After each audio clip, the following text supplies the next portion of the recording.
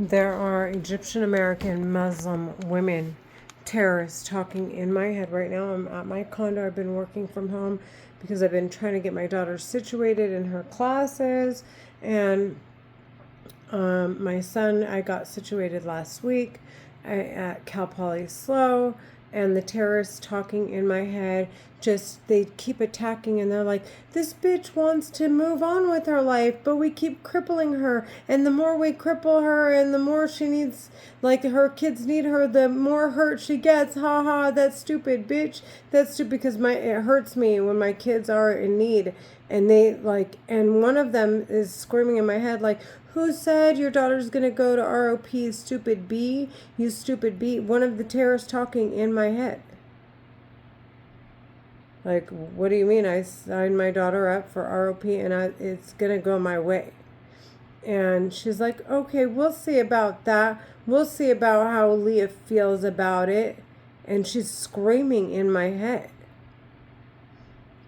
And then they were like, all these bitches that we cripple with this, all these women, all these people that we cripple, and they want so badly to break free and have fun. Well, who do they think they are? Do they think they're actual human beings? Ha ha. And like, it's like one jab after the other. They want to take you out of a crying mode, because I was getting ready to like start crying. And see, right now they're pulling on these muscles right here, like, okay, bulldog, and they want to take you out of this like mode and put you in a defensive, looking like you're violent, sounding like you're unstable, like you're a threat, like you're just trying to find ways to isolate you. And it's like they don't stop hurting. And it's not just words. Like, I wish it was just words. They're making me vomit right now. It's making my hair fall out. They made 98% of my hair fall out. They make me swell. They make my feet swell. They scream in my head 24 hours a day. They cause me strokes. They herniated one of my discs in my back and caused me a spinal stenosis. They make me sweat excessively. They cause me anemia. They like and it's endless. I mean, it's endless. Dizzy spells, blurred vision, slurred speech. Never being like, it feels like someone's pushing me. Like, most literally, I'm being pushed, and not in the physical sense, but it feels that way, right? Like someone just pushed me, and I'll just fall over. I'll just stumble over, and they're like, you effing B, you want to cry? You want to cry? You want to cry? Like, this is crazy. Like, she wants to be happy. Renee wants to be happy. Who the fuck said she can be happy? I swear. They're Egyptian American Muslim women terrorists talking in my head this way. Like, she wants to move on. The bitch thinks she's gonna make money. Who the fuck said? Did any of us say she can make money? They're Egyptian American Muslim women